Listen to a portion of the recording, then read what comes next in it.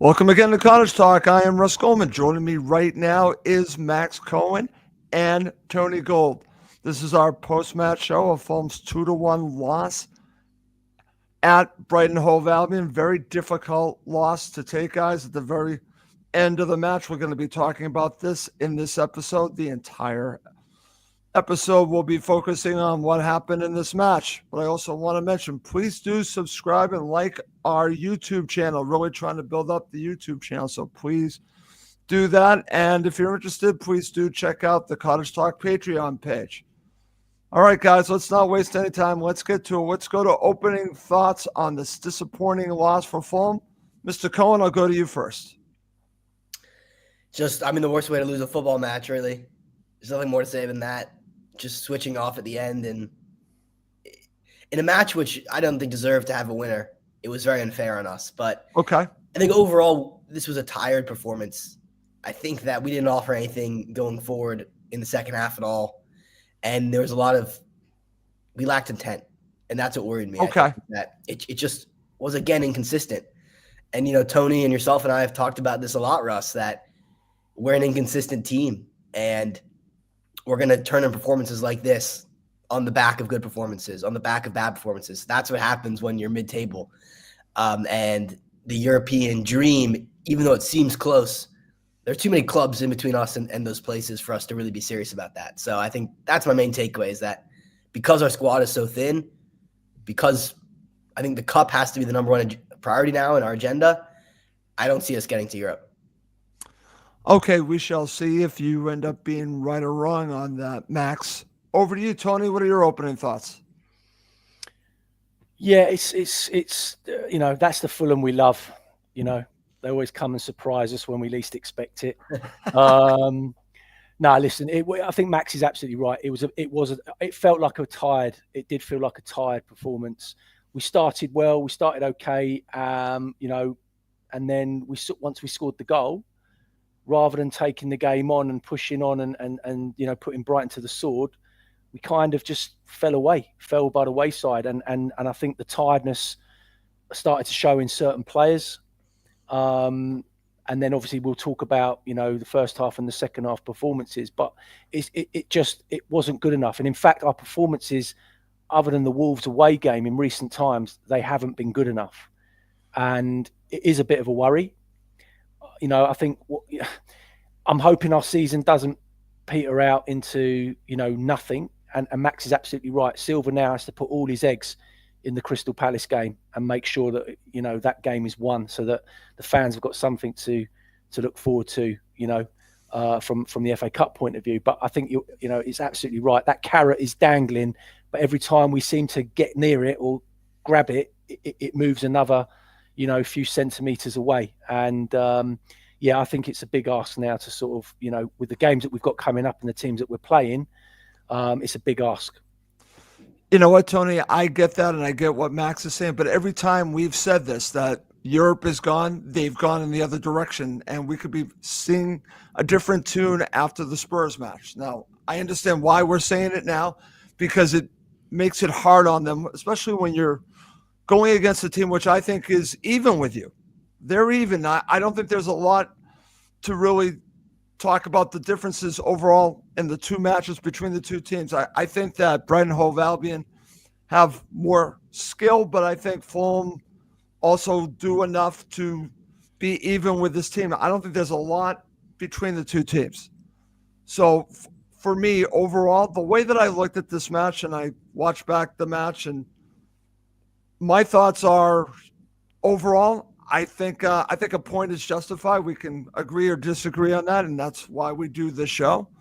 Because I think, and we're going to talk about next, who won and who lost the match. So why don't we go there now, guys? Because I think this is an interesting way to approach this. Did Brighton Hove Albion win the match, or did Fulham lose it? Two different ways to look at it. Obviously, they got all 3 points. Did they do enough to win the match, or did Fulham, with their mistakes, give it to them? Tony, in my opinion, Fulham lost the match. The set piece was, again, something that they should have been able to handle, and obviously we could talk the penalty in the end. I thought Fulham lost the match, Tony. Yeah, fair enough. And I think, a lot of people will agree with you, Russ. I'm taking a slightly different view on it, Okay. simply on the fact that our second half performance was really poor. And actually, before Brighton got the penalty, that they were all over us. They were creating chances. They had 2 goals disallowed. The writing was on the wall. They looked like the team that wanted it more. They were the team that, as Max said, they were playing with much more intent than we were. That's and actually, I think Brighton actually won the match. Okay. And, I think that, as I say, second half, they upped their levels, or their levels didn't drop. And Fulham looked tired, looked leggy, looked devoid of ideas. Silva then made the most bizarre decision to take off our 2 most creative players, which we're going to talk about that. Yeah, I think that absolutely killed us. And basically, as I say, Brighton had the best chances in the second half. They should have wrapped the game up well before that penalty. And in the end, they got in my opinion, what they deserved. Okay, fair enough. And I will just say this, that I have a lot of respect for Brighton Hove Albion. And I just want to say that I've watched them several times this year. I saw them play against Aston Villa, very good. And they were very good against Chelsea. And in both cases, I was very impressed. I thought Fulham actually really stopped them from doing what they wanted to do for the majority of the game. But I think as we got along in the second half, that started to change, as you pointed out, Tony. But I think that Fulham set up well to stifle this team. But they didn't create much, and I think that's the problem with me, and I think the mistakes cost Fulham the game. So, Max, where do you fall on this? Did Brighton Hove Albion win the game, or did Fulham lose it? Yeah, I think Tony makes a persuasive argument that they were the ones who were pushing for the winner, and they had the disallowed goals. And do we have a real attempt in the second half other than the header from Berger at the very end? Yeah, so, I mean, that says it all, is that normally – in away matches this season, we've actually played with freedom. But this one, as you mentioned, with the substitutions and the way we just set up, it just seemed a little bit negative, which sometimes I'm okay with because that's the nature of the Premier League. But I think, Russ, you said this, we had stifled Brighton largely. Yeah, they had moments, but it wasn't – I mean, this team, people like to rave about Brighton, and they can turn up some spectacular performances, no doubt. I've seen it. We weren't necessarily under the cosh for a large period. It was probably the last 15, 20 minutes when it really started to feel nervy. Right. But I wasn't that nervous most of the second half or most of the match. So that was that weird situation where it felt like we went overly negative when maybe it didn't have to be that way. And we could have nicked a winner like we did a couple of seasons ago at the MX. So, I mean, what? And Paulinho did it last season. So this isn't a place where we had to play with fear, but it almost felt like fear crept into the mentality. Okay, and that's a good point. Tony, I want to go back to you because you've already brought this up. Do you think the changes and those changes in the second half, because I felt that the pressure really built up near the end of the match, do you think that might have worked in Brighton Hove Albion's favor? Yeah, possibly. And the argument is, more than likely, yes, because they got the result. But I think ultimately, look, Russ, the writing was on the wall. In that last 25 minutes, as Max has already alluded to, the writing was on the wall. And when it was at that point, I was like, take the point and run, right? Because I could see that game slipping away, and I just had a feeling in my gut that Brighton were going to nick it somewhere because it was happening right in front of our eyes. Right. And what I didn't understand is the changes that Silva made on 80 minutes when he took Pereira and Smith Rowe off, right? You're taking 2 players that can look after the ball, that know when to, basically keep it in the final third, take the pressure off, and you're bringing on Harrison Reed, who, to be perfectly honest, hasn't played enough football. It's a tough game to come into, to get, up to speed with. And obviously he's brought on Willian as well, which, okay, maybe you can understand it. But yeah, I don't necessarily think that the changes helped us, Russ, actually. Okay, and that's going to go to us talking about Marco. Did he get it right or wrong, Tony? Now, beyond, obviously, the substitutions in the end, because in my mind, he was playing for a point at that point, right? Instead of going for the victory. That's how it feels like. Also, the one thing that I will say, I actually think he got the formation right. Looking back at it, I thought Fulham were set up well to stop this team and potentially hurt them on the break. But the problem is, the passing and just the play by some of our players wasn't where it needed to be to take advantage of that. Honestly, I don't think the formation was wrong. I do think that the players just didn't do enough going forward to take advantage of Brighton Hove Albion. But the substitutions, Tony, I think this to me is something that we should be talking about with Marco Silva. I don't think he got it right. Yeah, I think you can't blame the defeat yesterday on the formation. We spoke about it Friday. Yep. I felt that going three at the back was the right thing to do because I think Anderson looks a much more comfortable, better player in that situation. And actually, his distribution was very good yesterday, I thought, from the back. We lost the game yesterday, Russ, plain and simply because we dropped our work ethic in the second half and we gave away 2 really poor goals. Yep. But we've been giving away poor goals all season. And there's only 3 teams that have kept less clean sheets than us this season. And those 3 teams are in the bottom 3 in the Premier League. And that, to me, says everything that you need to know. Yeah. That's the reality. Okay, that's a good point. Why we are where we are. Nottingham Forest are where they are, and we spoke about it. They've kept 12 clean sheets this season. Their defending is unbelievable. They've got players that know how to defend. We, defensively, are giving away poor goals every single week, and we can't continue to do it. We talked about this, I believe, on the last show, so it's a very good point by you. I want to go to you, Max. I want to get your thoughts on what Tony just shared, and also going back to the topic at hand. Did Marco get it right or wrong? No, I don't think the formation, I agree with you guys. The 3 at the back was fine. I don't love it, but I think in some instances, like yesterday's match, it works. That wasn't the issue. I mean, you're right. The goals we conceded were because of Harrison Reed and because of terrible marking, which we'll talk about later. But that, the Van Hecke goal, I watched it back. That's some of the worst set-piece marking I think I've ever seen. But I don't want to get into that now.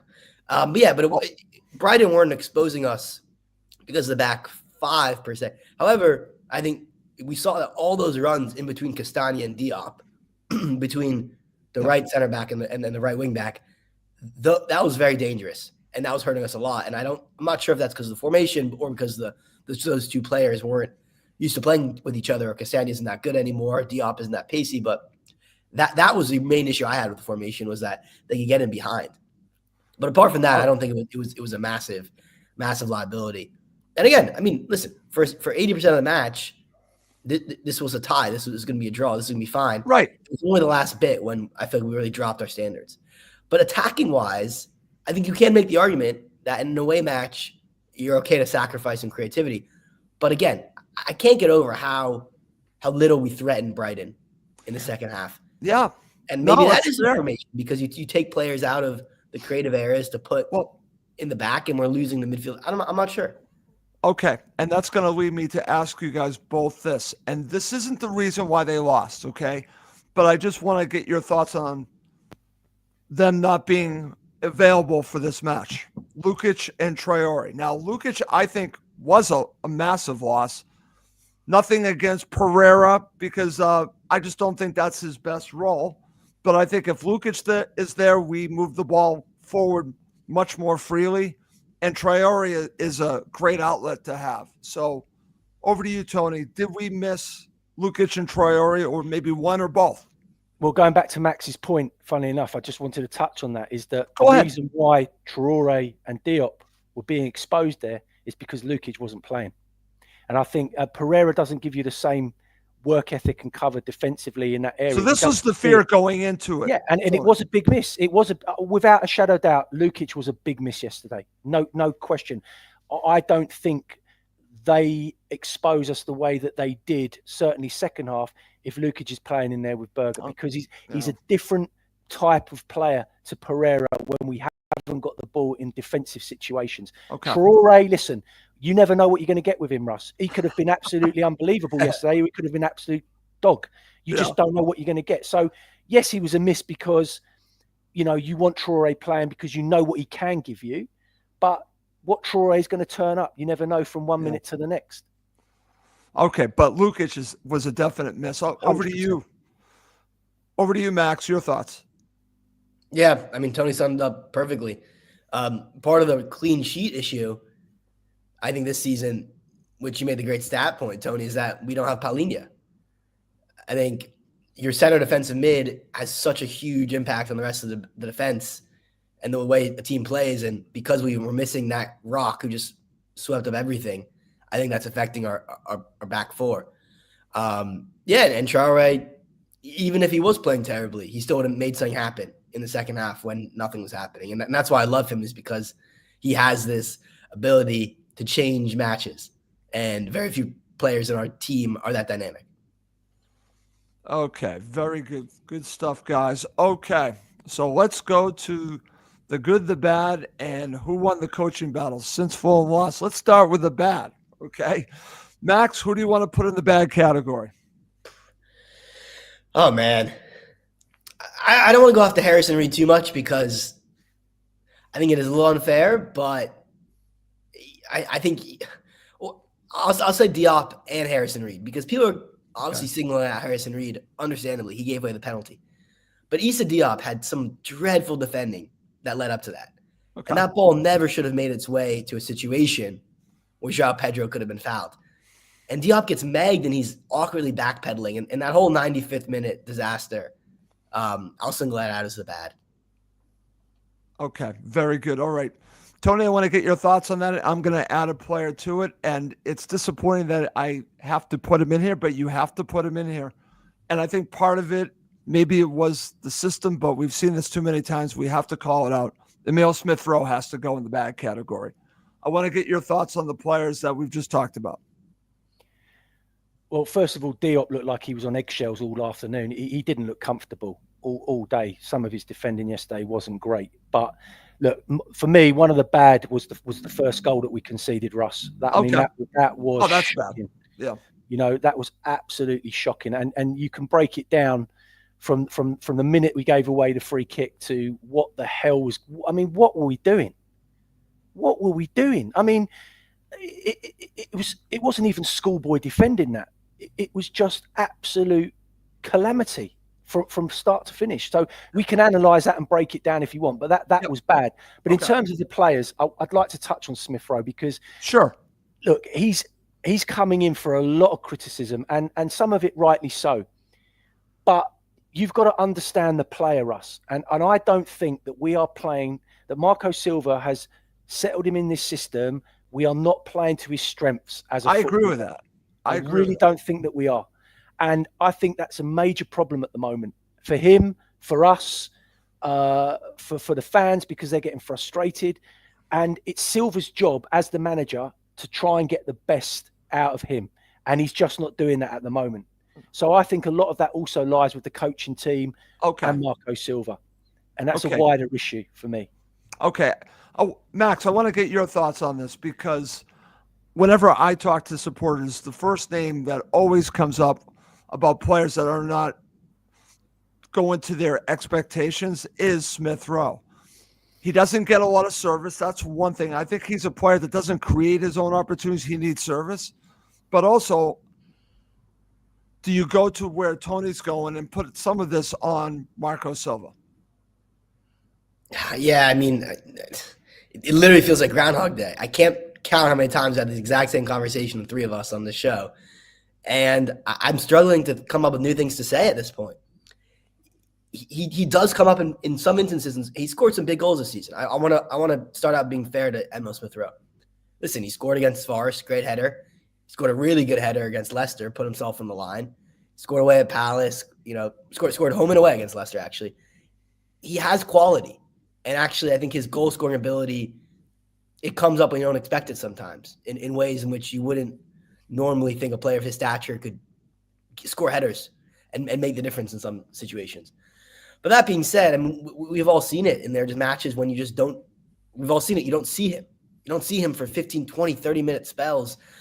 And when you do, you look at him, he just gives the ball away, or he's just so physically slight, or he doesn't look interested. I've said it before. It's like he's not used to playing in a team where it's not possession dominant. Again, where do we see his best play for Arsenal? It was when he was playing home matches for Arsenal against lower level opposition. That's when Emile Smith-Rowe made his name. Wow, look at this guy score this great goal against Huddersfield, or Burnley. Wow, Emil Smith Rowe, this is the guy. But did you ever see him come up in a really big situation for Arsenal in a tough environment? Really, no. That's not when he was getting playing time. So I don't know how to make sense of it. He's still very young, and of course he's coming off the injury. But it's March, guys. I mean, we've been saying the injury fitness thing since August, September. No, he doesn't play the 90 minutes. I don't know. I really don't know. Marco doesn't have a lot of options in this area, to be fair. He's almost forced to play Emil Smith Rowe because of the transfer fee. And also, I mean, what else do you do? We're a very thin squad. Josh King, but he's not really ready for big time. Or he will be one day. But, I don't think I can blame Marco at all for this action. Okay. Because with the injuries we have, you have to. You have to play. Okay. All right. Let's now go to the good, like we're doing this in reverse because Fulham lost the match. So, Tony, I'm going to put Iwobi in the good category. I thought he did what he had to do in a very difficult role. And sometimes the passing wasn't perfect, but he did have a perfect cross that set up Raul Jimenez. And I thought he was active throughout the match. We'll talk about man of the match, but I think if we're going to talk about man of the match, he has to be in there. What are your thoughts about Iwobi? Yeah, the good was the goal that we scored. It was a great goal. Yeah. Absolutely fabulous goal. And the thing about it, Russ, is it was instinctive. Iwobi picked up the ball. He did whatever you want your wingers to do. He ran, he drove at players, put in an absolute classic ball. And then Raul does what he does really well. We finally got a ball to a centre forward in a good area where he can affect the game. And that's what he did. And he took the ball down well and was very composed, and it was a great finish. The problem is, Russ, we don't do that enough. Yeah. That is the problem. Because when our wingers do get the ball, or Robinson coming from deep, those crosses normally don't beat the first man.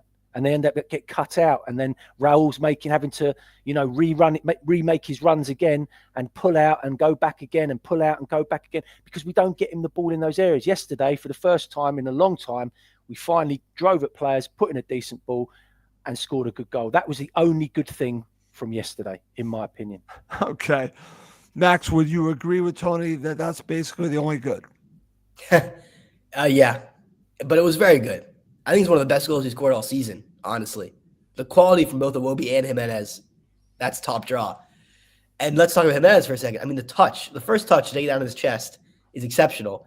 And then the sliding finish, the connection he makes on that ball at full stretch, it was a really, really good finish. I think a little bit underrated because he was so close to the goal, but I've seen so many times a striker slice that or hit that too hard and blaze it over. But, I mean, he hits his instep on that ball perfectly to get it past the Brighton keeper, and just really great counterattacking goal, and the movement too, to get right in behind the center backs.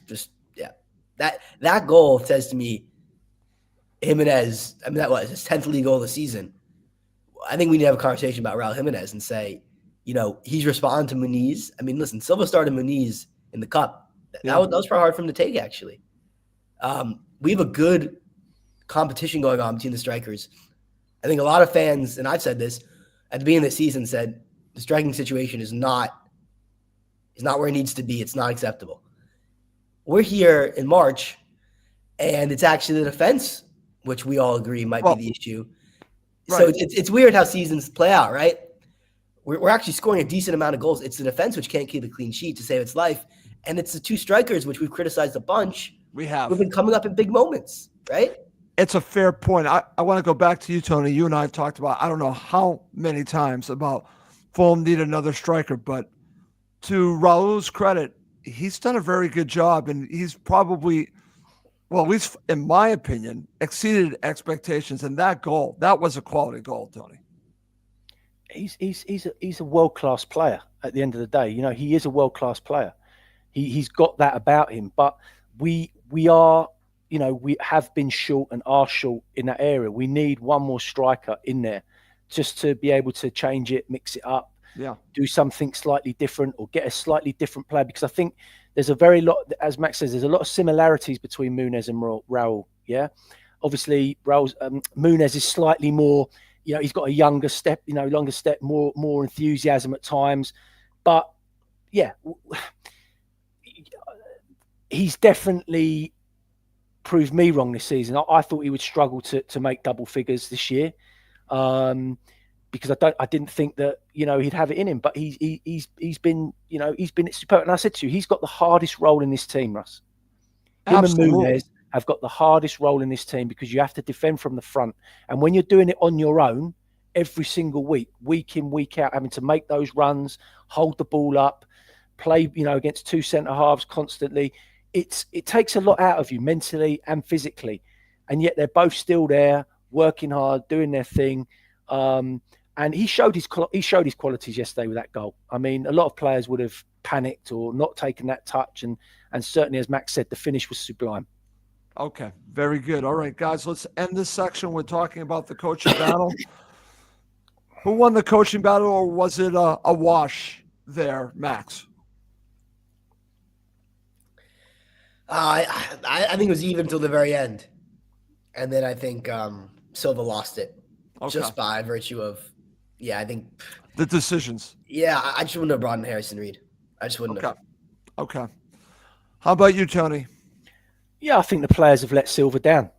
Max is right. I think Herzl, set up the way he always does, and obviously, I'd say Brighton just looked fresher, Rush. They just looked fresher. They looked like they had a little bit more about them.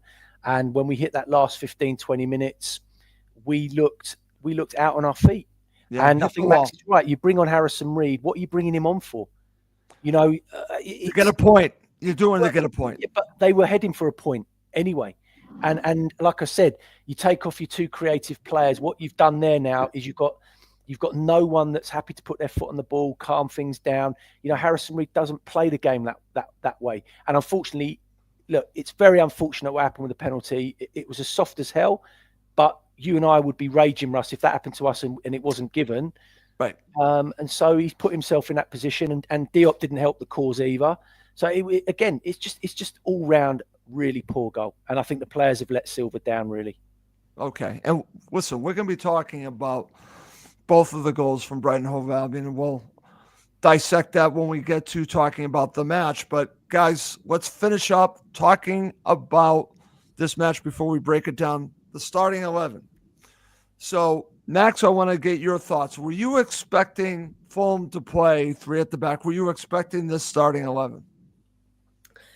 Yeah, I think that's probably fair given the way we had to deal with Lukic being out. I think that was Silva's response, was to put more center backs in the pitch as cover. So, yeah, it wasn't a huge shock that we did this, considering he did it in a bunch of away games around the festive period too. So, yeah, what was it? Totally out of left field, but of course, is not the normal for us. That is the normal. Yeah. That is the normal. Okay, very good. Tony, over to you. You and I actually did a preview show. I think we predicted this, right? So we got it right. So it wasn't a surprise to me, maybe just a little bit, but we thought he might go this way. Yeah, and it proved absolutely spot on, because for 35 minutes it was working perfectly. Yeah, it really was. And we were 1-0 up, and no one can question the formation or anything. Fulham threw this game away through poor defending and individual errors. It's as simple as that. Well, they've lost the game because of that, not because of the formation, the shape, anything else, other than the fact that they lost their discipline and gave away two really poor goals. Okay. And that's going to lead me to ask the question, Tony, I talked to you about this yesterday. If they don't give up that poor goal, what happens? Do you think it's a completely different game? The first one or the second one? The first one. The first goal. Yeah, possibly, because what that goal does, Russ, is it lifts the players, it lifts the stadium, it lifts the crowd. Suddenly they get the impetus, they get the rush of, come on, now we're back in it. We've had a poor 35 minutes.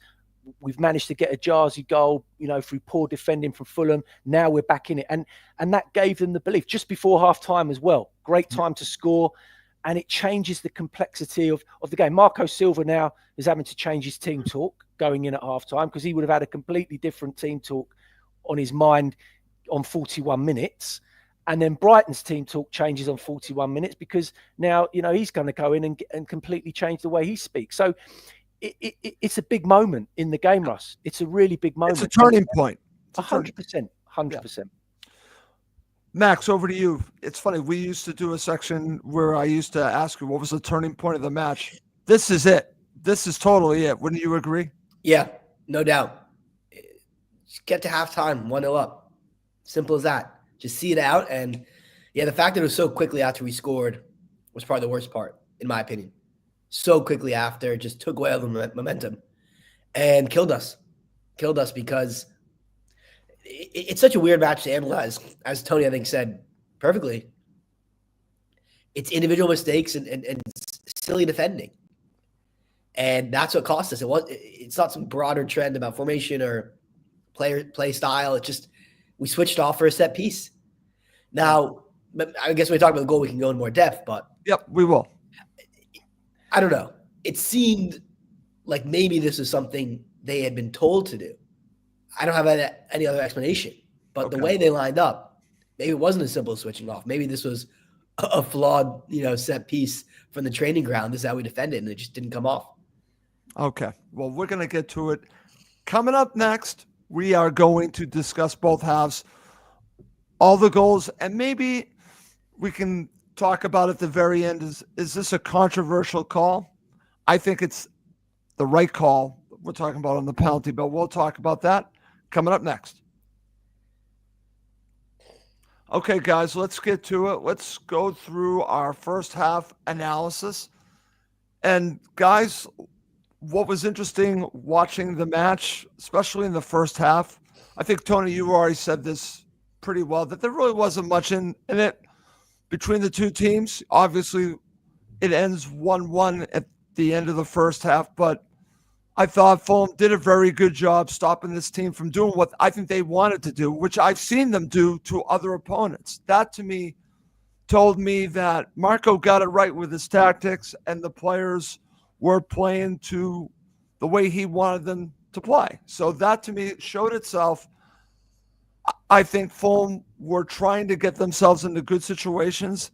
It wasn't coming off, however.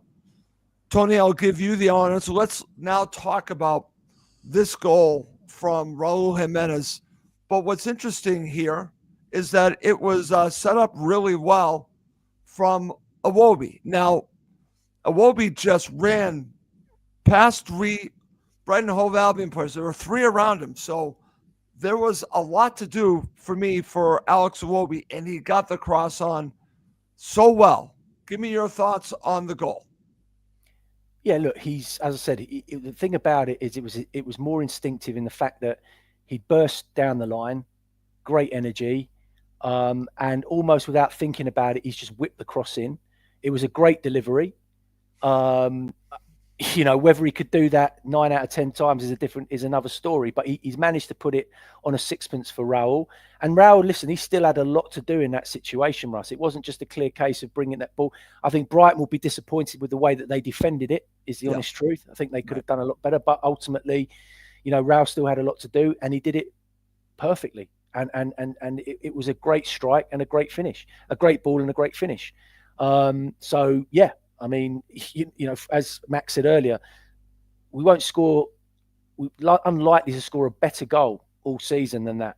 Yeah, it really was a tremendous goal, Tony. And like I said, up until that point, Fulham were getting themselves, when they were countering, into decent areas. But this was the one that obviously stood out, that was spot on. And I just wish we saw more crosses of this quality that Iwobi gave us. Yeah, 100%. But in order to do that, we have to be more mindful of where we get players into areas on the ball. And, I think what Smith Rowe did really well yesterday, and a lot of his work goes unnoticed at times because people expect him just to, pick up a ball, run at 4 players and then bury it in the bottom corner. What he was doing, if you watch him carefully, and Fulham fans that are getting on his back should go and watch his first half performance, is look at how he drops into pockets of space, looks to get on the ball. He's always looking to get on the ball and keep the ball turning over. And, he's playing those little intricate 1-2 touches around the, just in front of the back 4 and just behind Brighton's midfield. That is so important, Russ, because what it does is it keeps us ticking over. It keeps us in possession of the ball. And that's a lot of the good stuff that he does. And it goes unnoticed. But I don't think we use him enough in those moments. And that's going back to my point about, Marco Silva, trying to get him to do that a little bit more, because we want Emil Smith-Rowe doing that in the defensive third of the opposition, Right. not in our defensive third. No, it's a good point. I'm glad that you mentioned that. Max is back. Sorry, Wi-Fi cut out. But That's I missed okay. that part of the show, it looks like, talking about the one good moment we had. Well, do you want to share your thoughts on it? Just excellent. I think just quickly, Iwobi, I feel like almost every match in the last month, people have said, oh, he looks tired, he looks exhausted, he's not his usual self. I was delighted that he had this moment, because that was just reminded us of how crucial he can be, but also reminds us that, he wasn't playing at his full potential because we rely on him so much as a footballer. So it's like a double-edged sword here. We know what he can do, but because of the lack of rotation in that position, he has to play almost every match. Okay, very good. All right, guys, let's now talk about the equalizer from Brighton Hove Albion, okay? Max, I'll go to you. I want to get thoughts from both of you on this. I'll share mine as well. Place I want to start is the free kick. The situation with Pereira. Pereira was very upset that they were awarded this. What did you make of it? I thought it was really soft. But I don't want to dwell too much on that, to be honest, Russ, because that happens all the time in the Premier League. Okay. Give stuff you disagree with, but the real issue, I think, is the defending on this free kick. Go for it. That's my main issue. I mean, we're lining up with 8 players on the edge of the 18, and there's no one except Jimenez on the back post, and we have like 2 or 3 players marking no one, just marking space towards the center of the goal. It's like we were convinced it was going to be a whipped-in free kick to the near post and put no one at the back post. I mean, Sander Berge, I looked at it. He's literally standing between Anthony Robinson and someone else, marking no one. He's just marking space. Meanwhile, their massive center back is unmarked at the back post. I recommend anyone to go back to the highlights and just click pause as soon as the ball is coming in, and you'll be just as infuriated as I am, because there should be no explanation for this. Okay. It's zonal. It is. I guess it makes sense in a corner sometimes, but it's zonal when you should be man-to-man, or even if you want to do zonal, fine, but load up the back post. We had players marking absolutely no one. It was so bizarre. No, it's a good point. And Max, before I go to Tony, I just want to mention this because I think you say you watched it back a few times. I did as well. And what this was actually, I want to give Brighton Hove Albion credit for a well-worked set piece. And they were targeting Calvin Bassey here, because what they did was, it's something that I was watching the Celtics and the Lakers play last night, and it was a basketball pick. That's what this was. They picked him off. They blocked him to allow Van Heck to get free, and then Bassey comes into the picture. But it goes beyond that. It has to do with the zonal marking. But I wanted to mention that. Yeah, I mean, that's interesting. I mean, we used to do that all the time, right, with Tosin and Mitrovic? All the time. And it was almost getting a taste of our own medicine. So because I've seen that several times. Tony, I want to go to you. You and I have talked about this. This, again, no matter how you slice and dice it, how much you want to say it's a great set piece from Brighton Hove Albion, this is just poor defending. And like Max said, what were they doing with the zonal marking here? Just space. What are your thoughts about this? Our defensive set piece coach should be sacked after that goal. It's as simple as that. You know me, Russ. I hate zonal marking. I don't know why it's been allowed to creep into the game. It's an absolute nonsense. Man for man. You pick up a player, he's your responsibility, you go with him. Then there's no issue.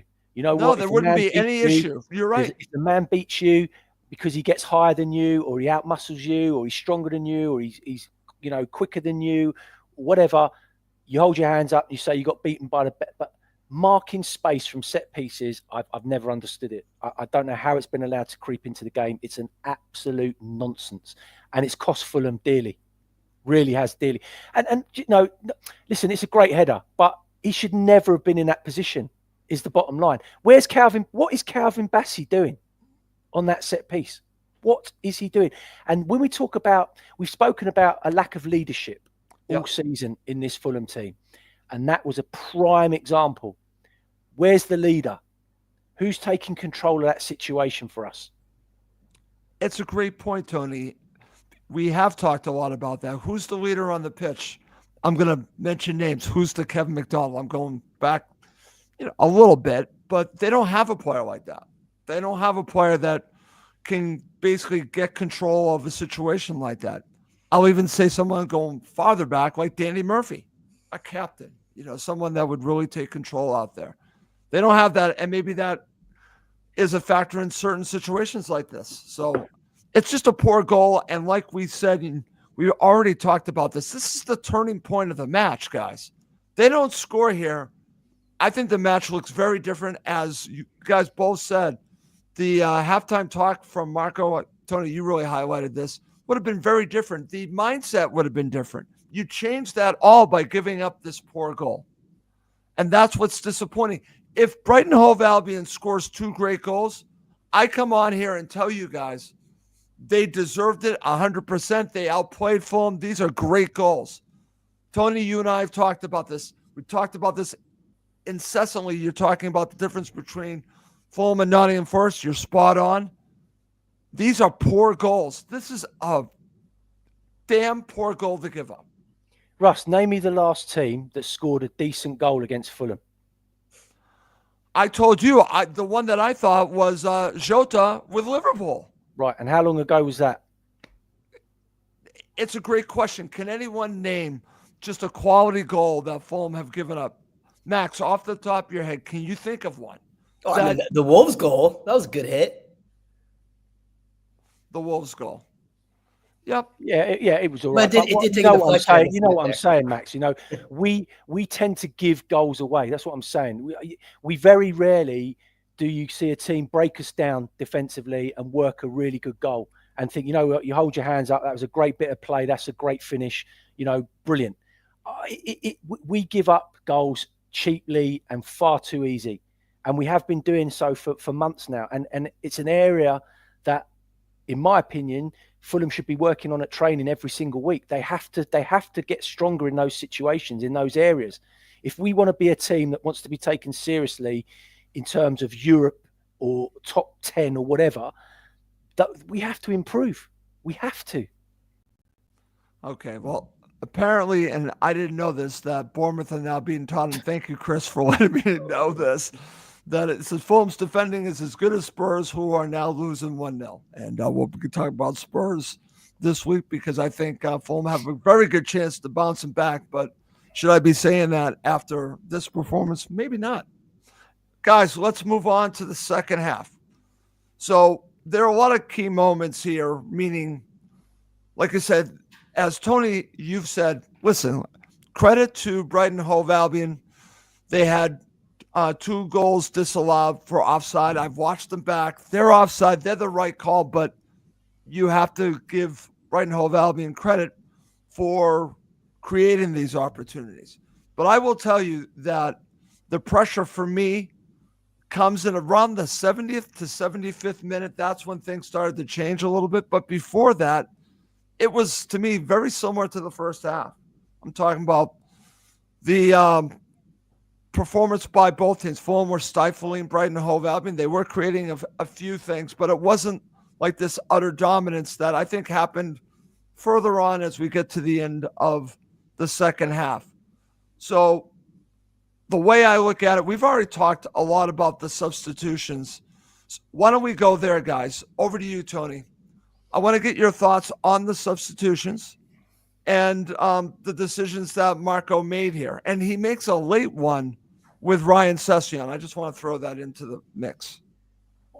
I think the proof is in the pudding, Russ. I think, name me one thing that Verbruggen did in the Brighton goal in the second half. He could have sat down in his armchair with a cup of tea and a pipe, put his slippers on, right, and gone to sleep second half. That's the reality. And in fact, the only thing that Fulham did in that second half, it was on the 69th minute when they took Jimenez off and brought on Muniz. That was the most exciting thing that Fulham did up until that point. I mean, that's how bad it was, Russ, second half. I mean, honestly. And Brighton bring on the Solly March and Danny Welbeck, who I think both had a real impact on the last 15, 20 minutes of the game. and that's probably what won it for them in the end. But as I said, they were knocking on the door, Russell. Brighton were knocking on the door. Fulham had their warning with the first disallowed goal. They then had a second warning for the second disallowed goal, and they weren't going to mess it up third time lucky. And ultimately, Fulham just never got to grips with the game. And that's where we missed the Lukic, where someone can come into that midfield and basically grab the game by the scruff of the neck and say, right, we're just going to see this out, see the last 20 minutes out ugly, run the balls into the channels, and just, as I say, steal a point. Because if we've got a point yesterday, you come away thinking, bloody hell, we'll take that point all day long. And it was close, Tony. It was close to coming to fruition, but it's actually a good point by you to bring up Lukic. Like I said, we talked about this at the beginning of the show. Max, I want to get your thoughts on the substitutions and also what Tony just shared in regards to not having Lukic, especially at the end of this match. Yeah, just not much more to say, I think, is that we missed Lukic, clearly, and the players we brought on were just of a lesser quality. It's a larger issue with the squad, which I think makes me not glad, but I think if this squad were to get Europe in some impressive late season turnaround, I think we almost would be at risk of relegation next season in a hot take, because we just don't have the players. We don't have the depth or the quality to even play just a normal Premier League season, basically, right? I mean, Harrison Reed, I do love him, but he should not be coming off the bench against Brighton in a tied match in the Premier League in 2025. Right. No, that's it. I do think his level is really, really high level championship or a Premier League team in a relegation battle. But I mean, if you're looking for Europe, and don't get me wrong, I think Harrison Reed has been a tremendous servant to the club. I think he's a fantastic person. And in his prime for us, he was one of our best players.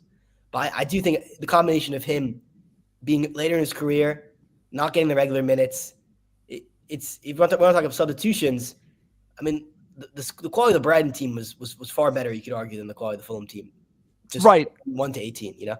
Right. And I'm glad that Tony brought this up because, again, we were talking about the coaching battle. Look at the decisions that the Brighton Hove Albion coach made to bring on Welbeck and Solly March compared to what we're bringing on. So that's actually a fair assessment by you, Tony, to bring that. That was a difference probably near the end. So we have gone through the entire show really analyzing the goal. Let's get to it. Let's talk about it. In the 95th minute, a little after that, we have a situation in the box. João Pedro goes down, and Harrison Reed, and I've watched this back, he does hit. He does nick him there. He definitely does. So it pains me to say, but I think it's the right call. I do think it's the right call, Tony. I think it's a penalty. Let's start before we go on any further. Is it a penalty? I think it's a penalty. Yeah, it's 100% a penalty. But just touching on Max's point about Harrison Reed, I think you're absolutely right, Max. I think the squad, Fulham have now outgrown Harrison Reed. That's the reality. I agree with that too. Moved on, and that's why Bobby Decordova-Reid moved on, because we'd got the best out of him. We'd seen the best years of him in a Fulham shirt, and I think that's the same to be said now with Harrison Reed. We've seen the best of him.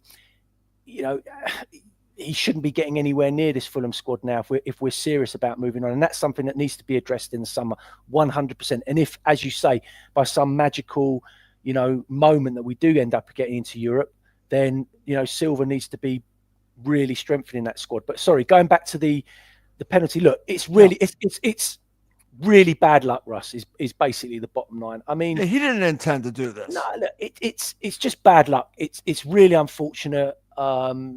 There's an argument to say, well, the referee's overplayed overtime. Where did that? We're already into 5 minutes. How has he got another minute going on there? But look, ultimately, as a professional footballer, you've got to think about that moment. Harrison must be thinking, the player's not going anywhere. Where's he going? You don't need to put a tackle in there. You don't need to be aggressive in that situation. You just need to stand up. Just stand up and make it difficult for him, because he can only go one way. That's the only place he can go. But what he's done is he's given the player an option, and then he's given the referee an option to make a decision, and he's made it easy for him. Yeah. And it was just bad luck. And as I say, the writing was on the wall. That had been coming for a long, long time. and eventually they got their bit of luck that they needed. And I'm pleased that Brighton enjoyed their cup final. I hope they enjoyed every single minute of it. And because they celebrated like they won the World Cup. I said this to you, Tony. Think about how Fulham have beaten Brighton Hove Albion or gotten draws. They haven't beaten us until yesterday, and that's how they do it. And they celebrate. I mean, that's also a testament to Fulham, right? The fact that they celebrated that way. Absolutely. So it's almost, remember when, and I know Chris is watching, our Liverpool supporter here, when they beat Fulham at Anfield last year, they celebrated like they won the World Cup. In a weird way, I think it's a testament to Fulham. I want to get your thoughts on that, Max. I don't know, man. Listen, when it's a truly big club like a Liverpool Arsenal, I think we can criticize them for over celebrating. But for a team like Brighton, I mean, they're a medium to small size club. I'll let it slide. It's a last kick of the game penalty. We'll let it slide. For the big clubs, we can criticize them for it. Okay. All right. Very good. Okay. So obviously the match ends after that, and it's disappointing. It obviously losing like that hurts. So let's end the show this way. Do you guys want to give man of the match? I'm asking. Sure. Okay. Tony, man of the match. Alex Iwobi. Okay. All right. I agree with that. For me, he is man of the match. How about you, Max? Who's man of the match? Yeah, it's either Iwobi or Jimenez, so I'll go Iwobi, though. I'll go Iwobi. Okay. I will go with Alex Iwobi as well. We're all in agreement on Iwobi. I did have one comment I wanted to share if I could just find it. It's from Trevor. We've already been talking about it during the show, so why don't we continue to talk about it a little bit? Trevor says, ESR, just not seeing it. Now, we've talked about this, Max. You think part of it has to do with Emile Smith-Rowe adjusting to life with Fulham and not being an Arsenal? Would you agree with that? Yes. I think that's totally it. I think he's in a new environment with different requirements asked of him on the pitch, and I don't know. I think maybe the offseason will do him well if he has a really full summer off to just train, get fully fit, learn the system better. So I'm still holding out hope because I don't want to write him off too early, but yeah, it's been a big adjustment for him. And there are flashes of brilliance, but the consistency is not there. Okay.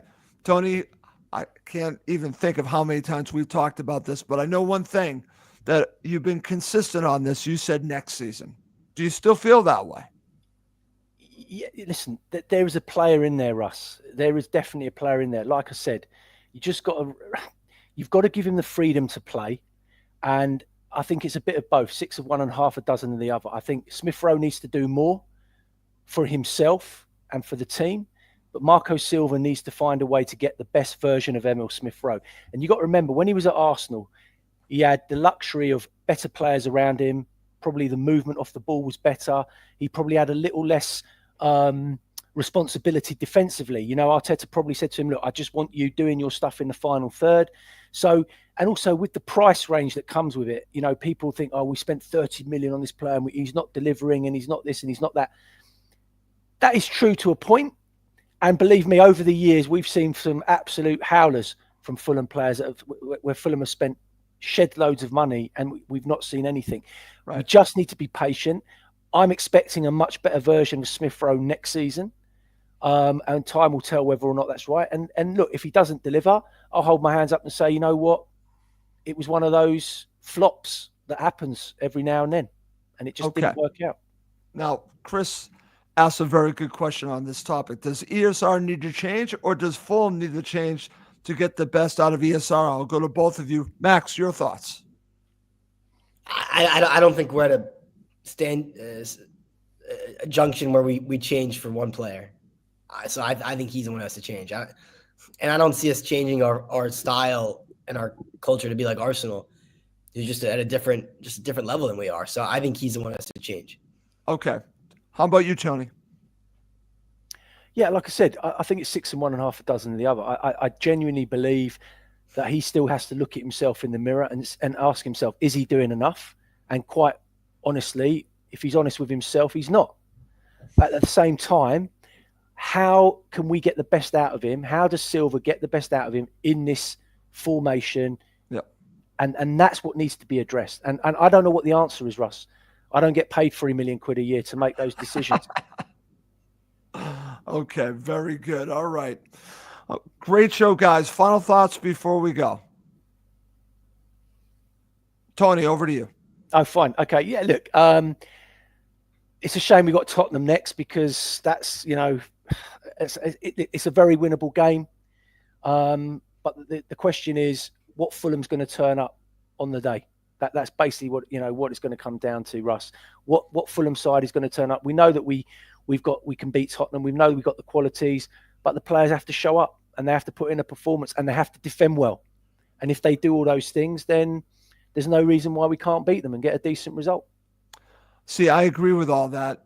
It's been a roller coaster ride. Every time I've kind of written them off a little bit, they proved me wrong. So I hope that we're on the upward with this roller coaster. Max, your final thoughts? Yeah, I think that it would be so classic for us to just thrash Spurs. Right. And I actually see that happening. So maybe they'll surprise us and lose. But I just see us putting in a big performance. I think Spurs is a team who are lost at the moment, have had a terrible season. And I think we can exploit that. I think we have real quality and we're going to make them suffer. So I think Mark will get a response. I think we like playing at home. And I'm confident. I'm very confident. Okay. Well, our friend Chris has a good point. If you cannot beat Spurs, end your season now. LOL. Yeah, I certainly understand that, Chris, because they're dreadful. And I said the same thing about Manchester United, and we finally took care of business, but it was in the FA Cup and it was on penalties, but it wasn't easy. I have a good feeling for this match, but we shall see. Okay. Well, that's going to do it for this episode of Cottage Talk. I want to thank my co-host, Tony and Max. I'm Russ Goldman. Thank you as always for watching and listening to Cottage Talk, part of Talk Sport Fan Network.